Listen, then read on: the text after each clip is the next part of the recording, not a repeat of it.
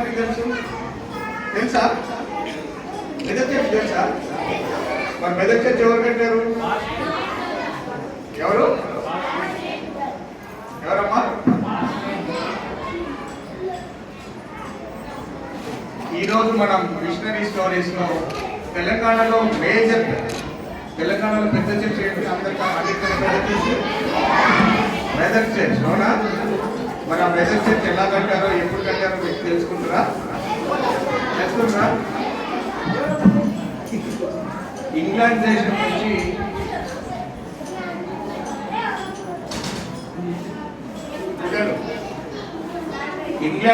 నుంచి ఒక మిషనరీ దొరగారు భారతదేశానికి వచ్చారు.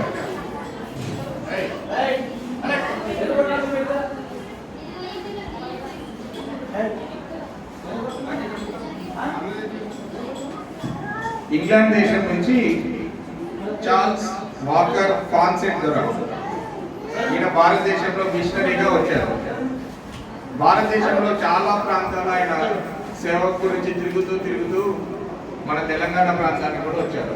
అప్పట్లో నిజాంలు ఈ ప్రాంతాన్ని పరిపాలించేవారు.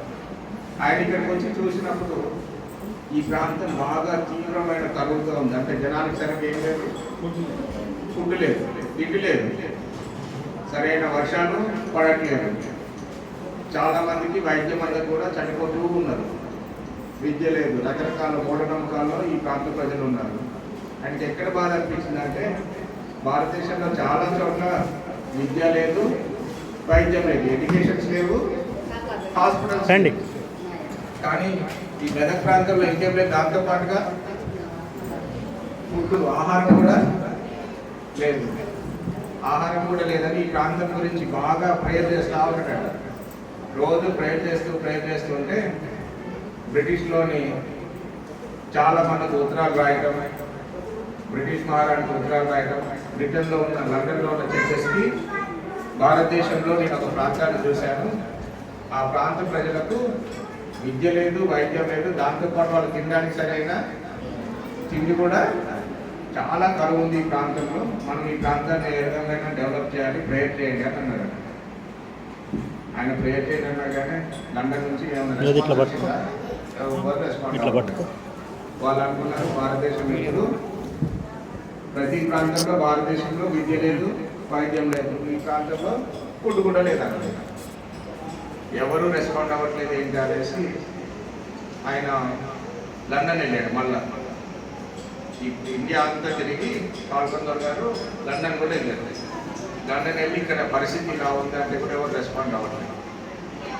ఎందుకంటే ఇండియా వచ్చిన ప్రతి మిషనరీ ఏం చెప్తారు, ఇండియాలో చాలా మందికి విద్య లేదు, చాలా మందికి వైద్యం లేదు, చాలా పేద ప్రజలు, ఆ ఊరిలో కరెంటు లేదు, ఆ ఊరికి బస్సులు లేవు, ఆ ఊరికి రైలు లేవు, ఆ ఊర్లో హాస్పిటల్ లేదు, ఆ ఊర్లో స్కూల్ లేదు. ఇలా ప్రతి ప్రాంతంలో ఏ కంప్లైంట్స్ వస్తున్నాయి, మేము ఎంతమందికి హెల్ప్ చేయాలి అన్నారు. దొరగారికి ఏం చేయాలో అర్థం కాదు. ఎవరైనా ఒకళ్ళు హెల్ప్ చేయాలి కదా, సపోర్ట్ చేయాలి కదా. సపోర్ట్ చేయట్లేదు ఎవరు ఏంటనేసి ఆయన ఆలోచించి ఇట్లా లాభం లేదని చెప్పి ఇంగ్లాండ్లో ఏం చేశారు తెలుసా? మన కోసమైనా మనల్ని ఎంత ప్రేమించారో తెలుసా? ఈ మెదక్ ప్రాంతాన్ని ఆయన ఎంత ప్రేమించాడంటే ఈ ప్రాంతాన్ని డెవలప్ చేయాలి అంటే ఎవరు డబ్బులు ఇవ్వట్లేదు కాబట్టి నేను భిక్షగాడు అంటారు తెలుసా? బెగ్గర్, అడుక్కునే వాళ్ళు వస్తారా మన దగ్గరికి? ఇల్లు దగ్గరికి వస్తారా? ఆయన మన ప్రాంతాన్ని ప్రేమించి లండన్లో అడుగుతున్నాడు. మనం ఎవరైనా చేస్తున్నాం పని? ఎంత ప్రేమ ఉంటే ఆయన మన కోసం అక్కడ అడగాలి. భిక్షగారులాగా ఎవరైనా అడుగుకుంటారా? మీరు ఎవరి కోసం అడుగుకున్నారా? అంటే మీకు వాళ్ళ మీద ప్రేమ లేదు. ఆయన ఈ మెదక్ ప్రాంతాన్ని ఎంతగానో ప్రేమించబట్టే అక్కడ నుంచి డబ్బులు అడుక్కొని తీసుకొని ఇక్కడికి వచ్చి ఒక చిన్న చర్చ్ కట్టాడు. ఈ చిన్న చర్చ్ కట్టేటప్పుడు ఎవరెవరైతే ఈ చర్చ్ కట్టడానికి పనులకు వస్తారో వాళ్ళందరికీ ఆయన ఏం చేసేవారంటే, ఇక్కడ ఏం లేదు, మెయిన్గా భోజనం లేదు. అవునా? భోజనం లేదు కాబట్టి వాళ్ళకి రోజు ఆ పని చర్చ్ కట్టేంత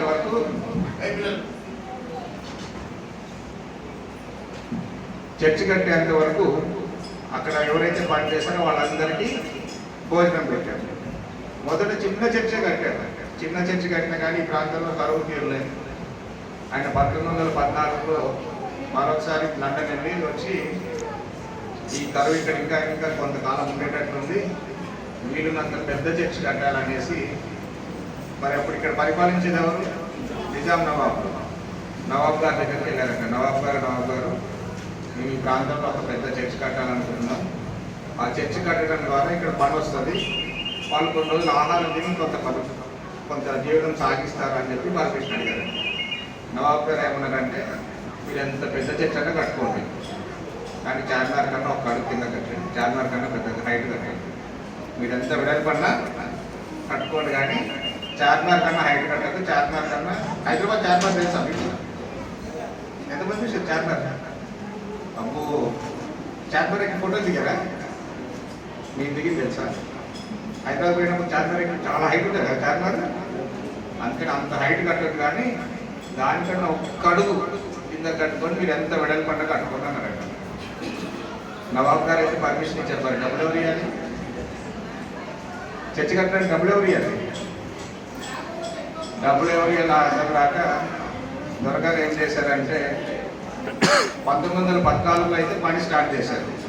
పిల్లలు ఇక్కడ మీరు గమనించాల్సిన విషయం ఏంటంటే, దేవుడి పని దేవుడే జరిగిస్తారు, మనుషులతో సంబంధం లేదు.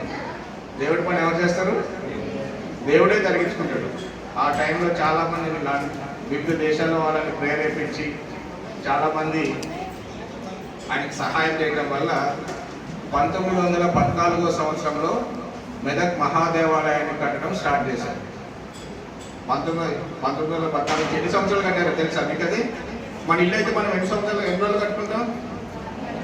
ఒక 3 నెలలు 6 నెలలు సంవత్సరాలు కట్టుకుంటాం, అవునా? మరి చిన్న ఇల్లు కదా.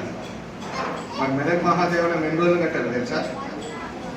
సుమారుగా 10 సంవత్సరాలు. 1914 నుంచి 1924 వరకు, 24 డిసెంబర్ 24న దాన్ని ప్రారంభించారు. ఎన్ని సంవత్సరాలు కట్టారు మెదక్ చర్చ్?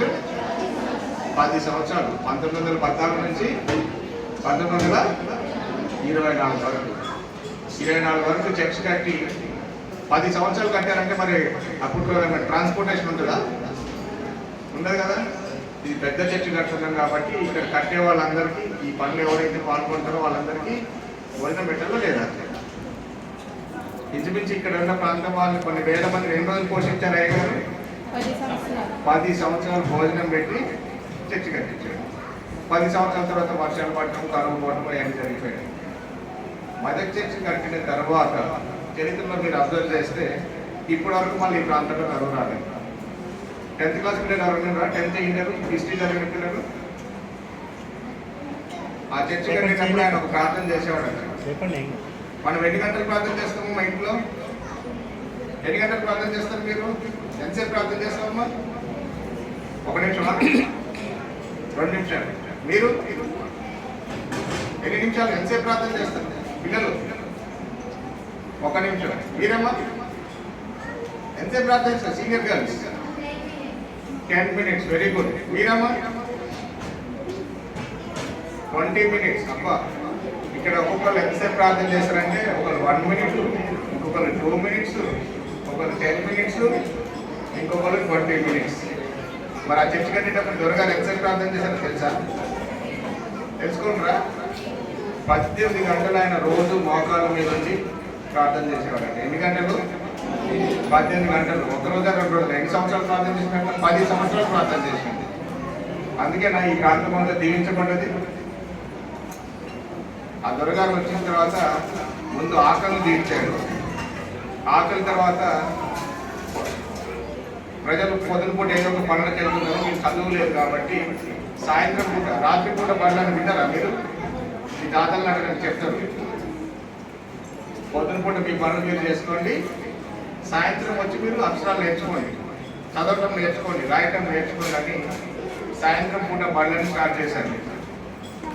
దీంతో పాటు డాక్టర్స్ని వేరే దేశాల నుంచి ఇక్కడికి పిలిపించి కొంత వైద్య సహాయం ఇంచుమించి ఎన్ని జిల్లాలో చేశారు తెలుసా ఆయన? హైదరాబాద్, మెదక్, ఆదిలాబాద్, నిజామాబాద్ ఈ డిస్ట్రిక్ట్స్ అన్నింటిలో కూడా దొరగారు చాలా స్కూల్స్, హాస్పిటల్స్, ప్రతి చోట ఉచిత విద్య, ఉచిత వైద్యం. స్కూల్లో చదివే పిల్లలందరికీ కూడా భోజనం పెట్టి చదువులు చెప్పారు.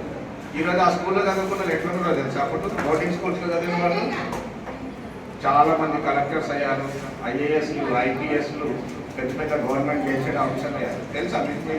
మెదక్ చెట్లు చదువుకున్న వాళ్ళు చాలా పెద్ద పెద్ద ఆఫీసర్స్ అయ్యారు.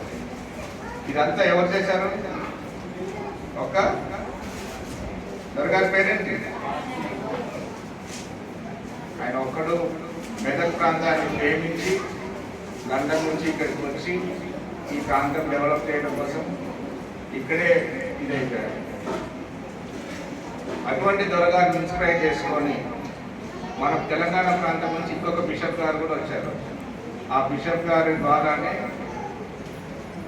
మన church of south India start అయింది. మొదటగా మనం నేర్చుకుందేమో మెదక్ చర్చ్ ఫౌండర్ గారు, అవునా, పాల్గొన్నారు గారు. రెండవ వ్యక్తి, రెండవ మిషనరీ గురించి కూడా మనం తెలుసుకొని క్లోజ్ చేసుకుంటాం. ఓకే,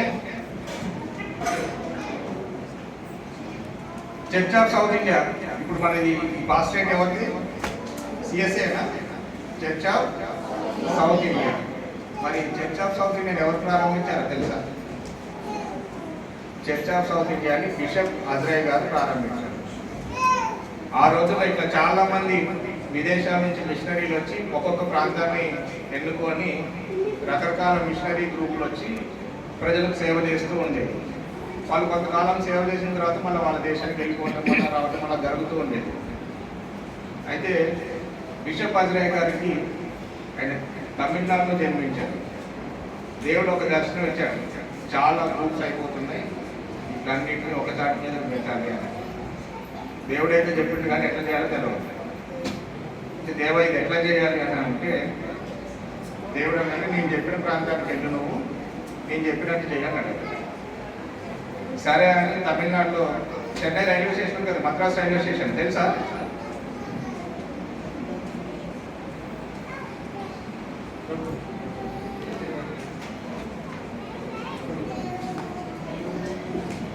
మద్రాస్ రైల్వే స్టేషన్ తెలుసా? ఆయన చెన్నైలో మద్రాస్ రైల్వే స్టేషన్కి వచ్చి బిషప్ అజ్రయ్ గారు ట్రైన్ ఎక్కి కూర్చున్నాడు కదా. కూర్చుంటే దేవాలయం ఎక్కడ చేస్తే అక్కడ దిగిపోతా అన్నాడు.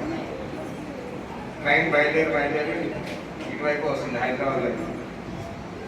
కొంత దూరం వచ్చరికి నెల్లూరు వచ్చింది. నెల్లూరు అనుకున్నాడు, నెల్లూరు దాకా ఇంకొంచెం దూరం వచ్చరికి కొంతసేపు అయ్యేసరికి ఒక 6 గంటలు 7 గంటలు ప్రయాణం అయ్యేసరికి విజయవాడ వచ్చింది. విజయవాడ పెద్ద ఇక్కడ దిగమంటే దేవుడు అంటే దేవా ఇక్కడ దిగిపోవాలంటే ఇక్కడ కూడా కాదు. సరే అని బయలుదేరి మళ్ళీ వస్తూ ఉన్నాడు. ట్రైన్ బయలుదేరింది. విజయవాడ తర్వాత అలా దాటుతూ ఖమ్మం వచ్చింది. ఖమ్మం చూడగానే అబ్బాయి విజయవాడ కంటే కొంచెం చిన్న అంత పెద్దలు కానీ పర్వాలేదు, ఈ ఊరు కూడా బాగానే ఉంది, ఇక్కడ దిగమంటే దేవదా ఇక్కడ దిగమంటా అంటే ఇక్కడ కూడా కాదన్నాడు. దేవుడు నెల్లూరులో దిగమంటే, విజయవాడలో దిగమంటే, ఖమ్మంలో కూడా దిగమని చెప్పలేదు.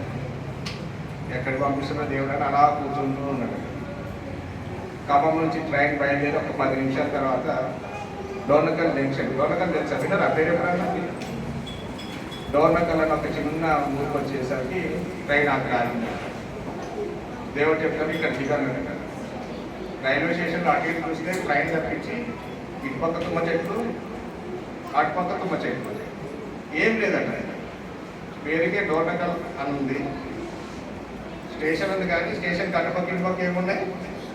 మొత్తం తుమ్మ చెట్లు ఉన్నాయి. దేవుడు చెప్తాను ఇక్కడ దిగానట. దేవుడు చెప్తాను కదా అని ఆ ట్రైన్ అక్కడ దిగిపోయి 2 రోజులు అవుతుంది, 3 రోజులు అవుతుంది. ఆ రైల్వే స్టేషన్ దగ్గరే స్టేషన్లో వాటర్ తాపుకుంటూ ఉన్నాడట. తర్వాత ఏం చేయాలో తెలియదు. దేవుడు బయలుదేరమంటే బయలుదేరిండు, దిగమంటే ఎక్కడ దిగిపోయాడు? డోర్నకల్లో దిగిపోయాడు. 2 రోజులు అవుతుంది, 3 రోజులు అవుతుంది. ఆయన ఏం తినట్లేదు. రైల్వే స్టేషన్లో మంచిగా ఉంటే పంపులో నీళ్ళు తాగుతూ ఉన్నాడు. నీళ్ళు తాగుతూ ఉంటే అక్కడ ప్రేయర్ చేస్తూ ఉన్నాడు.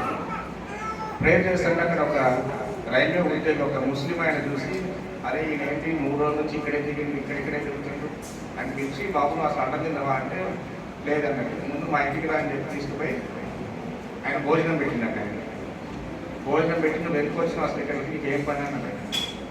దేవుడు పంపించిండు, ఇలా పరిచయం చేయాలని చెప్పి అక్కడ దిగిండు. విషభద్రయ్య గారు అక్కడ దిగి అక్కడ ఆశ్రయం పొందుతూ చిన్న చర్చ్ ఒకటి స్థాపించి అక్కడ పరిచయం చేయడం స్టార్ట్ చేశారు. ఆయన పరిచర్య విషభద్రయ్య గారి చర్చ్ ఎంత ఉంటుందంటే చాలా చిన్నది, ఒక గది ఉంటుంది మన ఇంట్లో, ఆ గది అంతే ఉంటుంది ఆ చర్చ్.